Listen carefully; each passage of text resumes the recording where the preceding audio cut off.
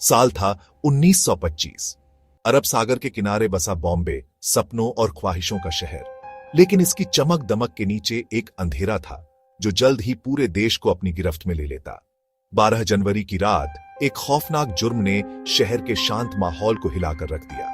अब्दुल कादिर बावला, एक दिल फेंक नौजवान बिजनेसमैन, मुमताज बेगम नाम की एक खूबसूरत महिला के साथ मालाबार हिल पर गाड़ी चला रहे थे। उनकी ये आराम की ड्राइव एक खतरनाक मोड़ लेती है जब 8 हमलावरों वाली एक कार उन्हें रोकती है। बेरहम हमलावरों ने बावला की कार पर गोलियां चला दी। गोली की आवाज रात के सन्नाटे में गूंज उठी। बावला बेखबर स्टीयरिंग व्हील पर गिर पड़े, बुरी तरह घायल। मुमताज, जिसका चेहरा एक क्रूर हमले में जख्मी हो गया था, दहशत में चीखी जब हमलावर भाग गए, पीछे छोड़ गए तबाही और खून खराबे का मंजर। इस निर्मम हत्या ने बॉम्बे में दहशत फैला दी। लोग डर और सदमे में आ गए। बॉम्बे की चहल पहल वाली सड़कों से दूर मध्य भारत के खूबसूरत इलाकों के बीच इंदौर की रियासत थी। इसका राजा था महाराजा तुकोजीराव होलकर तीसरा, दौलत और रुतबे वाला आदमी। लेकिन अपनी शाही छवि के पीछे महाराजा एक खतरनाक जुनून पाले हुए था, खूबसूरत मुमताज बेगम के लिए दीवानगी। बावला के साथ उस भयानक रात से सालों पहले मुमताज महाराजा के हरम का हिस्सा थी। उसकी खूबसूरती, नजाकत और जोश ने राजा को मोहित कर लिया था। ऐसी घटनाओं की शुरुआत कर दी जिसके भयानक नतीजे होंगे। महाराजा अपनी चाहत में अंधा मुमताज पर महंगे तोहफे और ध्यान बरसाता था। फिर भी उसका प्यार दकियानूसी और नियंत्रित करने वाला था। वह उसे लगातार निगरानी में रखता था, उसकी आवाजाही पर पाबंदी लगाता था और उसे बाहरी दुनिया से अलग थलग रखता था। मुमताज एक सुनहरे पिंजरे में कैद आजादी के लिए तरस रही थी। बगावत के एक साहसिक कदम में मुमताज इंदौर से भाग गई, अमृतसर की गुमनामी में, और बाद में बॉम्बे के चहल पहल वाले शहर में पनाह ली। अब्दुल कादिर बावला की नृशंस हत्या ने बॉम्बे में दहशत फैला दी, शहर को दहशत में डाल दिया और पुलिस जवाब ढूंढ रही थी। जैसे ही जांचकर्ताओं ने मामले की तहकीकात की, उन्हें सुराग मिले जो एक भयावह साजिश की ओर इशारा करते थे, जो शहर की सीमाओं से बहुत दूर तक फैली हुई थी, इंदौर राज्य के बीचों बीच तक पहुंच रही थी।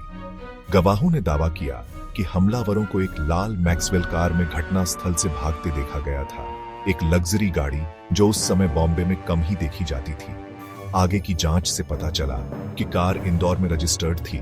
इस बढ़ते संदेह को हवा मिली कि यह अपराध महाराजा और मुमताज बेगम के प्रति उसके जुनून से जुड़ा था।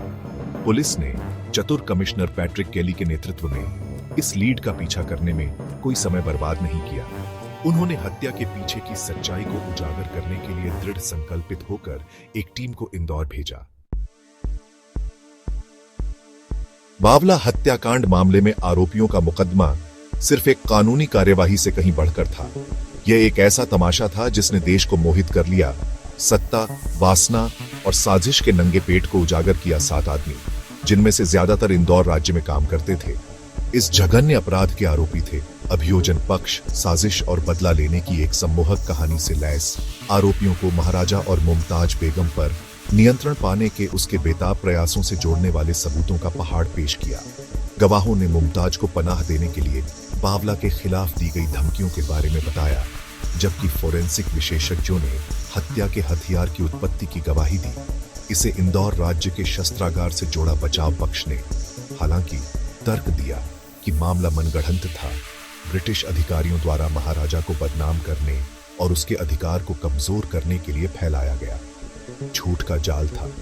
इस हाई प्रोफाइल कानूनी लड़ाई के बीच मोहम्मद अली जिन्ना नाम का एक युवा वकील बचाव दल में एक प्रमुख व्यक्ति के रूप में उभरा। बावला हत्याकांड, जिसने ब्रिटिश राज की नींव हिला दी थी, रियासतों पर अपनी पकड़ की नाजुकता को उजागर किया। इंदौर के महाराजा, जो कभी शक्ति और वैभव के प्रतीक थे, ने खुद को एक राजनीतिक तूफान के केंद्र में पाया। उनकी प्रतिष्ठा धूमिल हो गई। ब्रिटिश अधिकारी, जो पहले से ही बढ़ती अशांति और स्वतंत्रता की मांगों से जूझ रहे थे, एक लंबी मुकदमेबाजी से नकारात्मक प्रचार और कूटनीतिक विवाद को बर्दाश्त नहीं कर सकते थे। जनता की राय को शांत करने और राज्य की प्रतिष्ठा को बचाने के लिए एक सोची समझी चाल में ब्रिटिश सरकार ने महाराजा पर अपने बेटे के पक्ष में पद त्यागने का दबाव डाला। महाराजा, जिसकी दुनिया उसके चारों ओर बिखर रही थी, अनिच्छा से पद छोड़ने के लिए तैयार हो गया। 1926 में उन्होंने औपचारिक रूप से अपना सिंहासन त्याग दिया। एक ऐसे शासक के लिए अपमान से एक नाटकीय पतन, जिसे कभी अछूत माना जाता था। त्याग, जबकि अंग्रेजों के लिए एक महत्वपूर्ण जीत थी। बावला हत्याकांड पर जनता के आक्रोश को शांत करने के लिए बहुत कम किया। मुकदमा जारी रहा, लेकिन महाराजा के तस्वीर से बाहर होने के साथ कार्यवाही ने अपना प्रारंभिक उत्साह खो दिया। जबकि बावला हत्याकांड ने सभी लोगों के जीवन पर एक लंबी छाया डाली थी, यह मुमताज बेगम थी, जिसने अंततः स्वतंत्रता के अपने क्षणभंगुर स्वाद के लिए सबसे अधिक कीमत चुकाई। कभी महाराजा की बेशकीमती संपत्ति, उसने उसके नियंत्रण को चुनौती देने की हिम्मत की थी, दूसरे की बाहों में शरण मांगी थी, लेकिन उसके विद्रोह के कृत्य ने हिंसा और त्रासदी का एक सैलाब ला दिया। उसे हमेशा के लिए उस भयानक रात की घटनाओं से चिह्नित कर दिया। बावला के मरने और महाराजा के पदच्युत होने के साथ मुमताज ने खुद को असहाय पाया। उसका जीवन उन्हीं ताकतों ने बदल दिया जिससे वह बचने की कोशिश कर रही थी। मुकदमे ने हालांकि न्याय का एक पैमाना लाया, उसे थोड़ी सांत्वना दी। उसकी प्रतिष्ठा बदनाम हो गई और उसकी आत्मा परीक्षा से टूट गई। वह एक नई शुरुआत के लिए तरस गई। समाज की चुभती निगाहों से दूर अपने जीवन के पुनर्निर्माण का मौका गुमनामी और पुनर्निर्माण के वादे से लालच में आकर मुमताज ने समुद्र के पार एक यात्रा शुरू की। संयुक्त राज्य अमेरिका में शरण मांगी। वह गुमनामी में गायब हो गई। उसकी कहानी इतिहास के इतिहास में एक फुटनोट बन गई। बावला हत्याकांड अभूतपूर्व अनुपात का एक घोटाला बॉम्बे समाज के ताने बाने को चीर कर रख दिया था। शहर के महानगरीय पहलू के नीचे छिपे गहरे बैठे विभाजनों और उबलते तनावों को उजागर करता था। मुकदमा एक सार्वजनिक तमाशा जो अखबारों और सड़कों पर खेला जाता था, सामाजिक और राजनीतिक टिप्पणी के लिए एक बिजली की छड़ बन गया। जनता की राय को ध्रुवीकृत करता था और मौजूदा पूर्वाग्रहों को हवा देता था।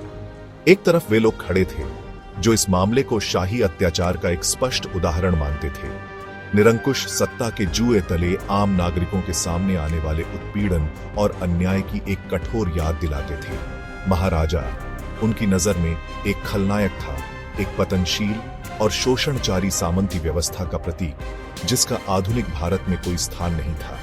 उन्होंने अभियोजन पक्ष की जय जयकार की, मुकदमे की सराहना करते हुए इसे शासक वर्ग की ज्यादतियों के खिलाफ आम आदमी की जीत बताया।